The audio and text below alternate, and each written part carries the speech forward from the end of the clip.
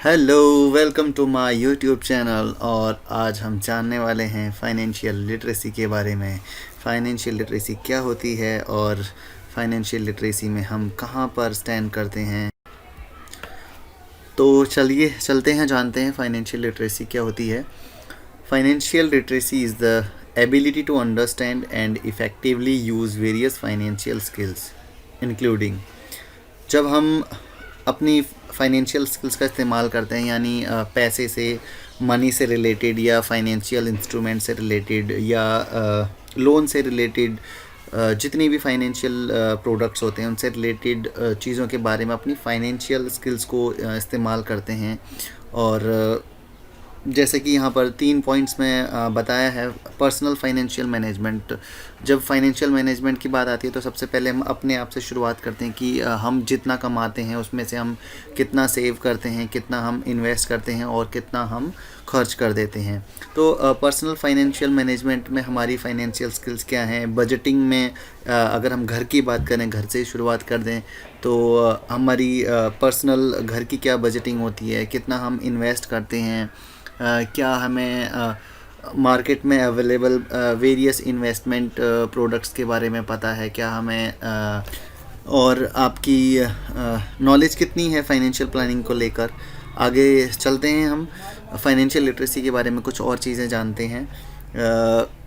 Financial literacy is the foundation of your relationship with money, कि आपका पैसे के साथ क्या रिलेशन है, उसका एक फाउंडेशन है।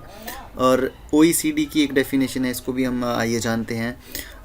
According to organization for economic cooperation and development, financial literacy as a combination of. Financial literacy 4 चीज़ों का कॉम्बिनेशन है कि आपकी अवेयरनेस कितनी है, आपकी नॉलेज कितनी है, आपकी स्किल और एटीट्यूड कितना है, आपका बिहेवियर कैसा है, किस लिए आपकी अवेयरनेस और नॉलेज और स्किल एटीट्यूड की बात हो रही है। आपके द्वारा लिए जाने वाले नेसेसरी फाइनेंशियल डिसीजंस, कि जो भी आप फाइनेंशियल डिसीजन अपने घर में लेते हैं या फिर अपने जॉब लाइफ में या फिर अपनी प्रोफेशनल लाइफ में लेते हैं, उन फाइनेंशियल डिसीजंस को लेकर आपकी अवेयरनेस, नॉलेज, स्किल और आपका बिहेवियर कैसा है। अगर वो ये चारों कॉम्बिनेशन आपके बहुत अच्छे हैं तो आप फाइनेंशियली लिटरेट माने जाएंगे और फाइनेंशियली साउंड माने जाएंगे, कि आप, हाँ, आपको इन सब चीज़ों की नॉलेज है।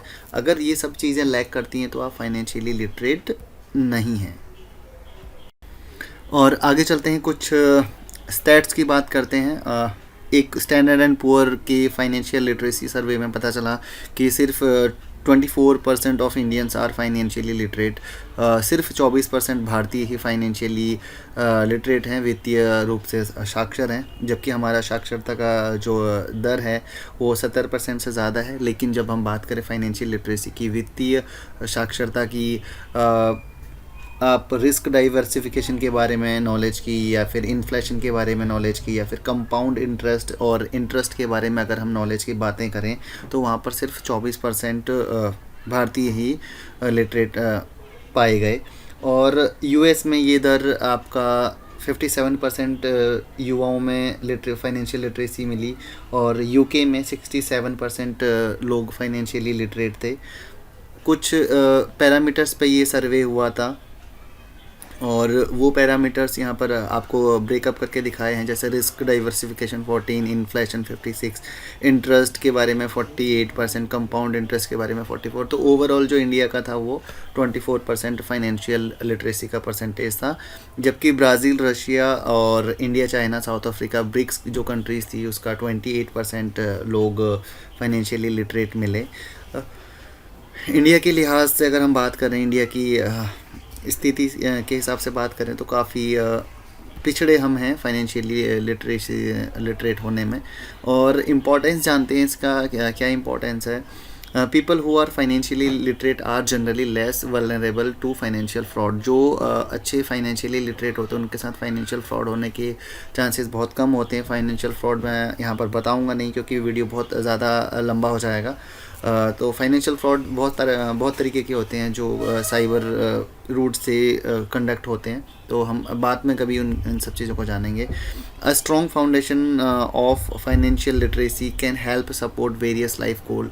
और एक अच्छे अगर फाइनेंशियली आप लिटरेट होंगे तो आप अपनी लाइफ को कि लाइफ के जितने भी गोल हैं, चाहे इन्वेस्टमेंट से रिलेटेड है, एसेट क्रिएशन से रिलेटेड आपके गोल्स हैं, फिक्स्ड एसेट्स आपको क्रिएट करनी है, तो उन सब से रिलेटेड जितने भी आपके ड्रीम्स हैं, जितने भी आपके गोल हैं, वो आप अच्छे से प्लान कर पाएंगे अगर आप फाइनेंशियली लिटरेट होते हैं। सेविंग फॉर एजुकेशन और रिटायरमेंट, आप अपनी बच्चे की एजुकेशन के लिए और अपनी खुद की रिटायरमेंट के लिए बहुत अच्छे से प्लान कर पाएंगे और एक प्रॉस्पर लाइफ आपकी होगी और डेट फ्री लाइफ आपकी होगी, कर्ज मुक्त जीवन आपका होगा। तो मैं उम्मीद करता हूँ कि आपको मेरे द्वारा दी गई जानकारी समझ आई होगी, और ये पहला वीडियो था साथियों, और आपके साथ का हमेशा इंतज़ार रहेगा आगे इस यात्रा में, और मिलते हैं अगला वीडियो लेकर बहुत जल्द आपके साथ।